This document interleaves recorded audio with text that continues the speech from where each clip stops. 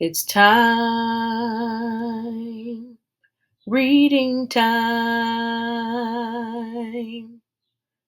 Welcome to Reading Time with Amanda Brown. Grace for President, written by Kelly DiPucchio. Pictures by Lu Yin Pham. One Monday morning in September, Mrs. Barrington rolled out a big poster with all of the president's pictures on it. Grace Campbell could not believe her eyes. Where are the girls? That is a very good question, said Mrs. Barrington. The truth is, our country has never had a woman president. No girl president? Ever? Grace asked. Nope, I'm afraid not, said Mrs. Barrington. Grace sat at her desk and stewed. No girls? Who'd ever heard of such a crazy thing? Finally, she raised her hand. Yes, Grace? I've been thinking it over, and I'd like to be president. Several students in the class laughed. Well, I think that's a star-spangled idea, Grace, said Mrs. Barrington. In fact, we can have our own election right here at Wilson Elementary. The snickering in the room stopped. Grace smiled. Would anyone else like to run for president? Mrs. Barrington asked the class. Nobody raised their hand. Becoming president was going to be easy, Grace thought. Yes, Grace? The next day, Mrs. Barrington made an announcement. In the name of democracy, I have invited Mr. Waller's class to join our election. Their class has nominated Thomas Cobb to be their presidential candidate. Grace's heart sank. Thomas was the school's spelling bee champion. His experiments always took a blue ribbon at the science fair. And he was captain of the soccer team. Becoming president wasn't going to be so easy after all, Grace thought. The teachers put the names of all 50 states and the District of Columbia into a hat. Everyone except for Grace and Thomas got to choose a state. I'm Texas, said Anthony. I'm New Hampshire, said Rose. I'm Michigan, said Robbie. What does the number 16 mean? Each state is assigned a number of electoral votes.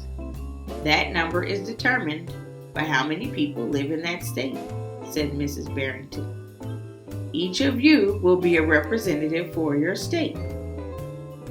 Altogether, our country has 538 electoral votes, Mr. Waller explained.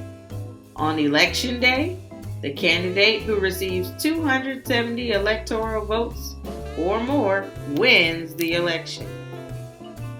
Why 270? Asked Rose. That's more than half of all the electoral votes, Mr. Waller said. Becoming president really wasn't going to be so easy, Grace thought. Grace came up with a campaign slogan. Make history. Vote Grace Campbell for president. Thomas came up with his own campaign slogan. Vote for Thomas Cobb, the best man for the job. Grace listened to what issues were important to the students, and she made a list of campaign promises. A peaceful school, no bullies. A cleaner school, no littering. Better hot lunches, no more fish tacos. Thomas made up his own list of promises. Free tutoring, free soccer lessons, fish tacos every week. Grace made campaign posters and buttons. Thomas made posters and buttons too. Each week, the teachers set aside time for the candidates to meet with their constituents. Polls were taken. Voters were making their choices. Grace continued to campaign. Vote for Grace! At recess, she gave speeches. During lunch, she handed out free cupcakes. After school, she held rallies. Meanwhile, Thomas wasn't worried.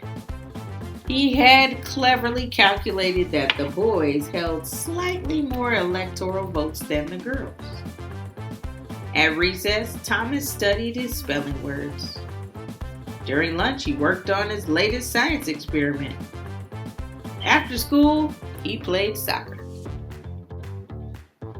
Even before the election, Grace made good on her promises. She joined the safety squad.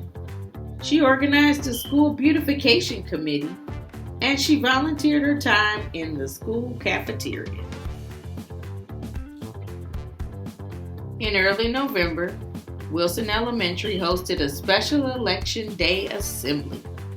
Grace and Thomas took their places on stage as the school band began to play. Henry was the first representative to approach the microphone. The Yellowhammer State of Alabama cast its 9 electoral votes for Thomas Cobb. Fletcher said the last frontier state of Alaska cast its 3 electoral votes for the best man for the job, Thomas Cobb.